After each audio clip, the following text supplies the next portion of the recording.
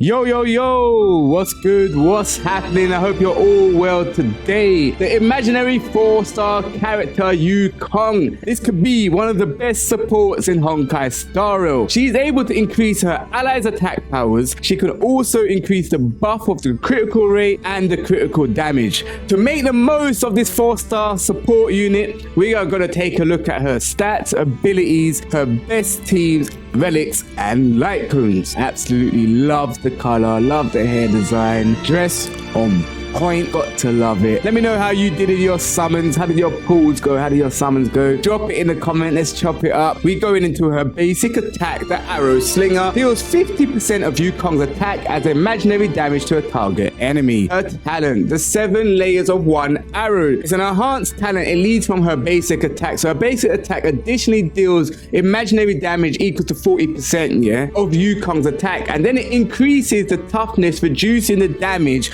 of the attack by 100%. This effect can be triggered again one turn. Going on to her talent, 7 layers of 1 arrow. So this is an enhanced talent, so it bounces off her basic attack. So basic attack additionally deals imaginary damage equal to 40% of Yukong's attack and increases the toughness, reducing the damage of this attack by 100%. This effect can be triggered again one turn. So she's a great enhanced support unit. So we'll go on to her skill. Emboldening Savos. This is a skill, but it's more of a support skill, and it's going to cost you 1 skill point. It obtains 2 stacks of roaring bow strings to a maximum of 2 stacks. When the roaring bow strings is active, so this is when you can increase the attack of your allies by 40%, and every time an ally turns end, Yukong loses 1 stack of the roaring bow strings. When it's the turn where Yukong gains the roaring bow strings, by using the skill roaring bow strings will not be removed. See how it gets interesting. Going on to her technique. So her technique is chasing the wind. The technique is pretty fun. It's an enhancement move. You can run around at the speed of light. So after using her technique, Yukong enters the sprint mode.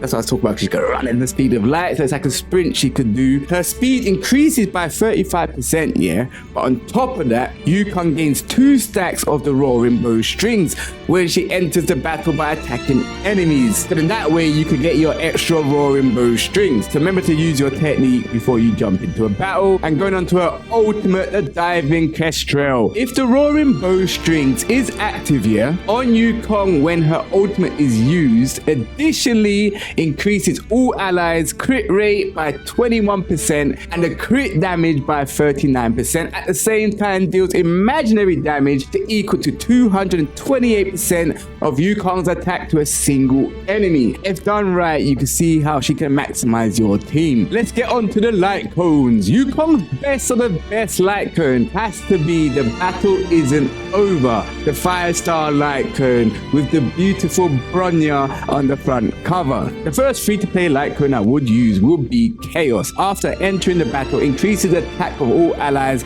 by 8%. Effects of the same type cannot be stacked. Out of my 4-star light cones, the one I'll have to use will be Planetary Rendezvous. After entering the battle, if an ally deals the same damage type as the wearer, damage they'll increase by 12%. I love the artwork on this light cone. It's such a beautiful light cone. Can actually go on to Memories of the Past, but it increases the wearer's break effect by 28%. When the wearer's attack additionally regenerates 4 energy, this effect can only be triggered 1 per turn. It's not really suitable for Yukong because she's not really a break effect user. That's why we go for Planetary Rendezvous. We have our lights cone set. Now we just need to level Yukong, so we get to level and max her out to the furthest we can. Right, we send it to level 60. Let's go. All right, let's get a level auto level 60. First thing, we need to level our roaring bow strings. Get that leveled. Really truly, you want to level all your traces, to be honest, and your damage stat boost imaginary, and obviously your attack boost,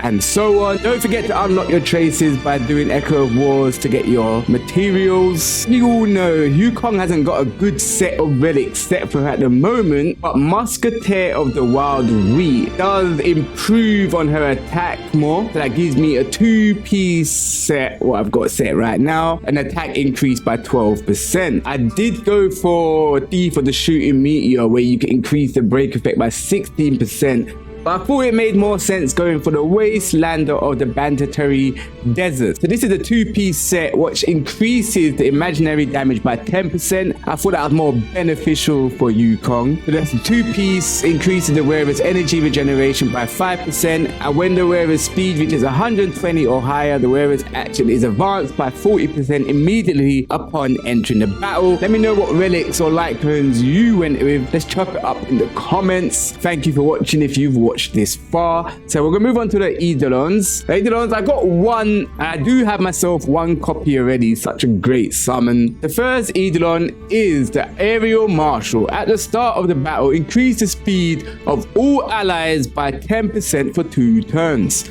This sounds good. So let's activate that now. Do we need to go back in to get the second copy?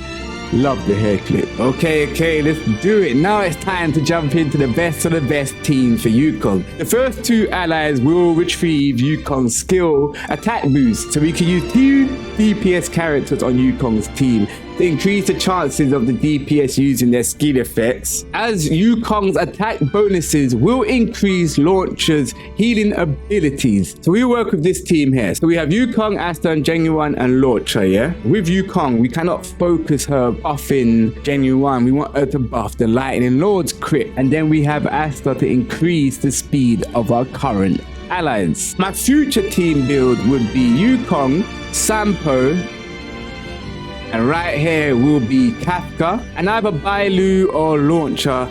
That's my future team prep for when Kafka drops. So I'm looking forward to that build. Good luck to your summons. Good luck with your team building. Let me know what your best team is for Yukong, or if you even use Yukong, what is your best team build at this precise moment. Catch you in the next video. Hope you have a great week.